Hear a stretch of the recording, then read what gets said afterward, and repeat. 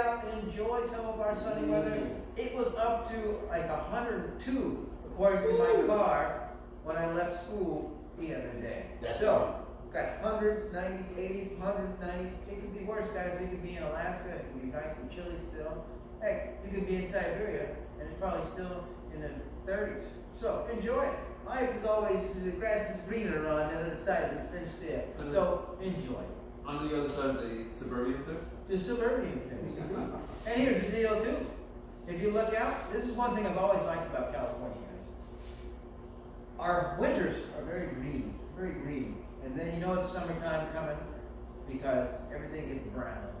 So the golden hills of California have just turned golden. If you hike Quicksilver or Santa Teresa or Fortini or any of these parks that are local, you notice the beautiful fauna have turned golden, which means the heat season has arrived. Fire season! Fire season is also part of that too, but it's a whole different day. I hope we don't get any fires this year.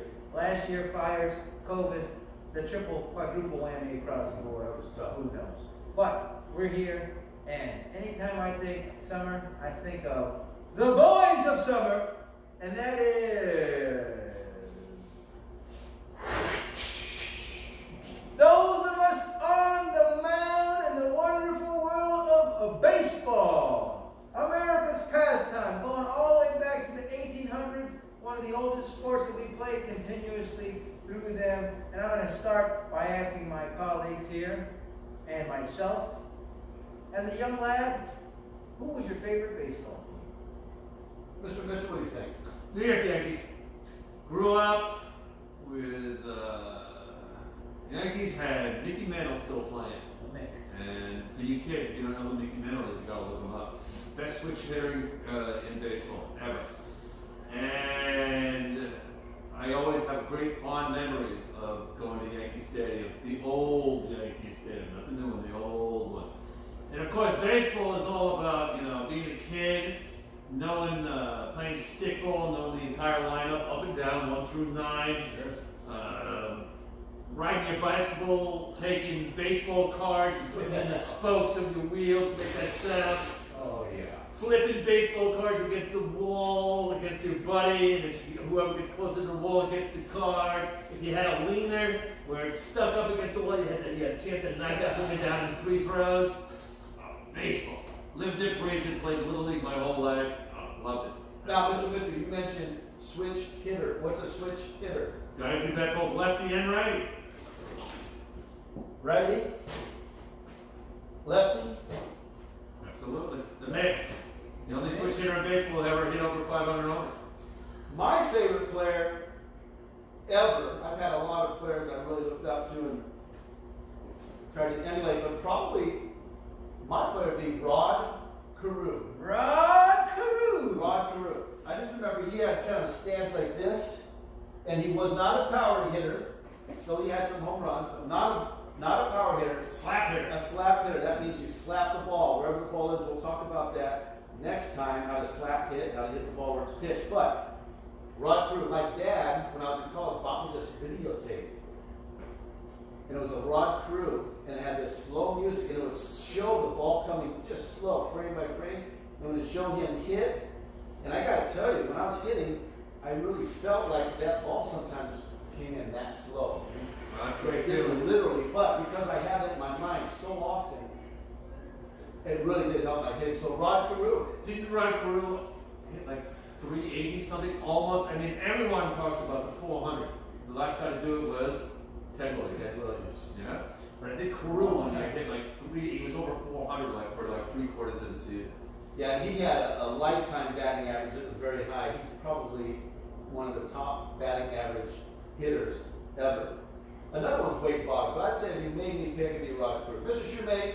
Oh, so Rod Carew, what about the team? Who did you cheer for when you were? Oh, Boston Red Sox. I lived in Boston, Massachusetts for about 3 years when I was younger. I love the Boston Celtics, Boston Red Sox, Boston Bruins. I don't even know how we could be friends. Oh, Well, maybe we could just be friends. They did, Boston Red Sox. That Yankee Red Sox rivalry is unbelievable. Yeah. It's unbelievable. It's like here with the beat LA rivalry. Yes. Yeah, same deal in New York and Boston do not like each other. Steve Yeah. Waisa. make favorite baseball player of all time. Now, he used to have an accent because he was from Boston. It's Steve Mason. Yeah, Pocket Cop. Now, coming back to the old and Harvard Yard, indeed. Baseball, you should know by now if you don't know. I am a fan of the Pittsburgh Pirates. The one and only Pittsburgh Pirates. Now, here's a lesson in loyalty.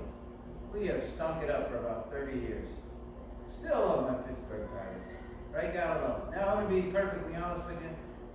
My favorite baseball player when I was a kid, my favorite baseball player of all time was Barry Bonds for the Pittsburgh Pirates. Pittsburgh Pirates fan. But it was tight and close. I really like Andy Van Slyke too. So Andy Van Slyke was a good two. Now, we go all time. Who my favorite baseball player is still a Pirate, a man by the name of Roberto Clemente, number 21, 4,000 or 3,000 hits. He's a community server, but also just a hard work, hustling baseball player. And perhaps it's debatable. You could maybe throw one or two or three people in the argument. Debatable, but in the conversation, guaranteed. I think the best arm in Major League Baseball. Yeah, he can. And sadly, he passed too early. Yeah, he was, Dominican Republic, was that where he was flying? Puerto Rico flying to Nicaragua. There you go. He was flying to Nicaragua. There was an earthquake in Nicaragua, and he was trying to help out the people by bringing them supplies. And he rented 3 planes and loaded them to the gills with supplies to go help the people who were in need. And the plane took off, and unfortunately, the plane was in bad repair and ended up crashing. They never found him. All they found was one sock. That's the only thing, one sock. Yeah, he was in his prime. He was still, an all-star every year. How old was he? Do we know? I think he was in his 30s. Yeah, he was in his 30s. He would have still played another 7, 8, 9, 10 years. Yeah. And taken short. So he would have been one. Think about 3,000 hits is where he stopped. Exactly in the number, 3,000. Exactly 3,000. Was it really? Exactly 3,000.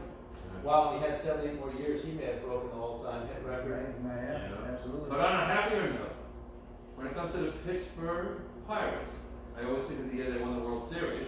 And I always think about the song they sang for that World Series. You remember this song? Boys? Our family! I got all my brothers with me! Hey, hey, hey, we are family! Gotta look that one up, Sister Sledge. Get up, everybody, and sing! Yeah! Alright, so we know that there are quite a few of you, and by quite a few I mean 3, 4, 5, 6, 7 in total, which is miraculously bad. But that play baseball on a regular basis. We got a lot of girls out there that play softball too, and that's great. But when I was a kid, and I know when these guys were kids, baseball was the #1 sport in the country. Everybody, whether you played it or not, knew how to play baseball. Everyone, even if you didn't play baseball, you knew how to play kickball. It was based on baseball. You just kick the ball instead of catch with a bat. And some of you guys aren't hip to the rules and regulations and all this stuff. So we're going to teach you this stuff as we go here. And this is going to be all about baseball. And for baseball, you may not have known this, but Mr. B. Moore Henwick was a shortstop in a Division I school for San Jose State. So he was a great baseball player. And I'm going to turn the floor over to Mr. B. Moore Henwick. He's going to tell you a little bit about baseball. Thank you. Before I start, the Pittsburgh Pirates, did they lose 3 NL championships in a row? 2. The Atlanta Braves. And I remember there was a hit to Barry Bonds, and someone scored on the Braves. Sid Bream, Sid who was Bream. a Pirate the year before. Was it? And Sid Bream, I think, was carrying a piano behind him. Sid Bream had double knee surgery Oh. and was the slowest person in Major League Baseball. Still made it home. Oh, I had just seen that. That's 2 Game 7s, people, to the same team. The year before they lost in Game 7 while they were in the Blue League, and then the next year they blew another Game 7. And Was that the Maddox and Schmaltz years? yes, there was Schmaltz and Maddox. Lavin. Some good teams. All right, guys. Well, we're going to be using the method, the KISS method. You ever heard of the KISS method? Keep it simple, stupid. So, today, with the rules of baseball, we're going to take a helicopter view, kind of like we did with volleyball. So, listen to the word baseball. There's a base in this game, and a ball is used. Baseball. There's actually 3 bases. First base, second base, third base. We have a home plate. We also have a pitcher's mound. There are also foul lines, so there's an area of play where the ball is what we call hot or live. All right, anything outside those lines is dead. Now, a defender can go across those lines and catch a ball. So, real quick, we're going to give you a helicopter view of the rules and regulations of baseball. If you're playing professional baseball, how many innings we got, guys? 9 innings. Now, as you move down into college or semi-pro ball, still 9 innings. An inning is 2 halves of each team. So one team will get to bat until they get 3 outs.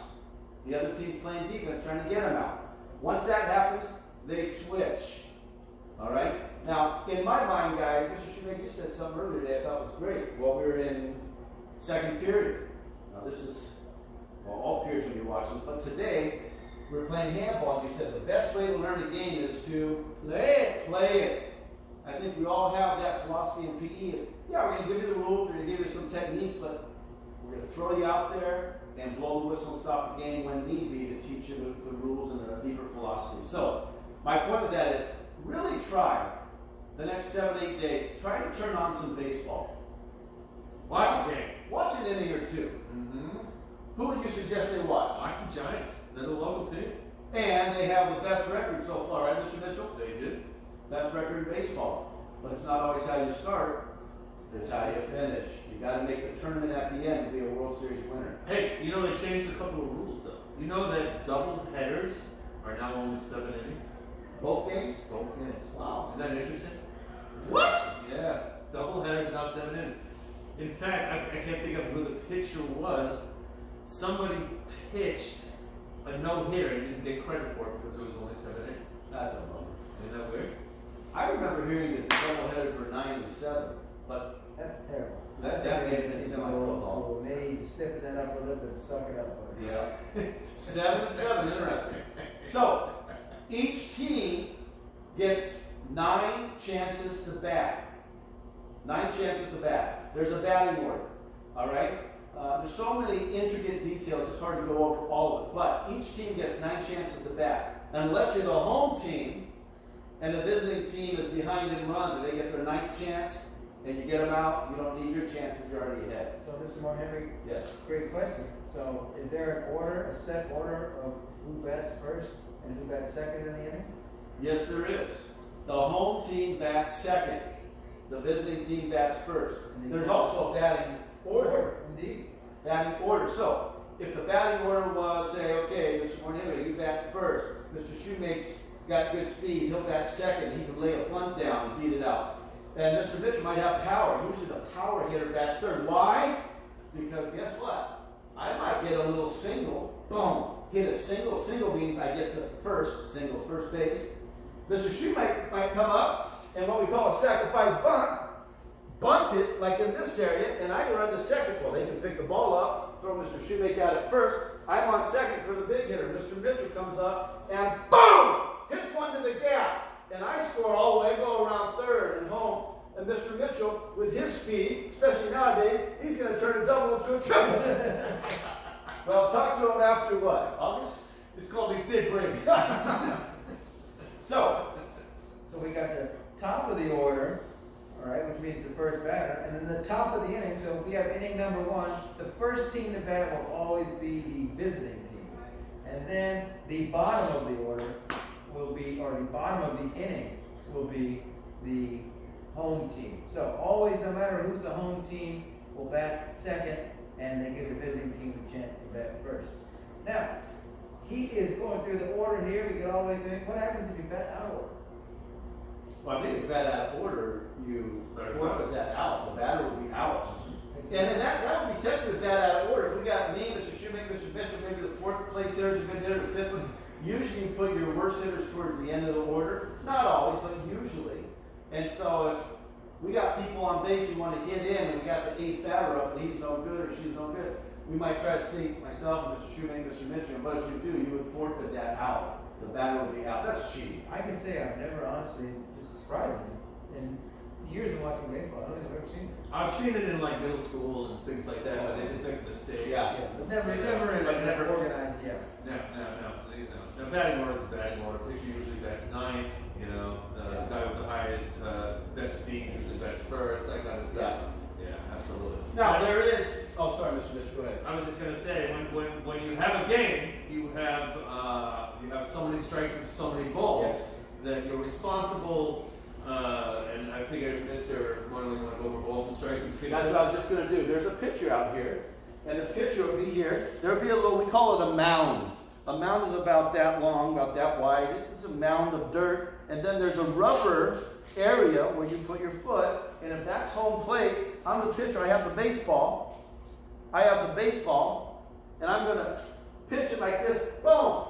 And if the ball goes over the plate, the home plate's about this wide, the strike zone is from the armpit down to the knee, right here. That's the strike zone. Now, the strike zone is from here to here, but it's got to travel east and west, only the width of the plate. All right? A hittable pitch, otherwise it ain't one. So there's a box right here that goes like this. Boom. If you get it in that box, it's a strike. Now, most hitters will tell you they like to hit strikes. If the ball's thrown up here and Mr. Shoemake swings at it, that's not a very good chance he's going to make contact. But if the ball's here and he swings, boom, he'll hit it. Now, those who have never played baseball, never seen it, after you hit the ball, you run. So if Mr. Shoemake would hit the ball, it's a ground ball, boom, boom, boom, he's going to run. I've got to get it, throw it to first base, and the ball's got to travel over, and that person at first base then catches it before Mr. Shoemake hits the base, he's out. Now, Mr. Shoemake's speed, he might make it, boom, by the base. First base and home plate are really the only bases you can run over. The other ones you got to stop because you get tagged out. So there's a variety of things you can do with the bat. You can hit the ball on the ground, called a ground ball. You can hit a line drive.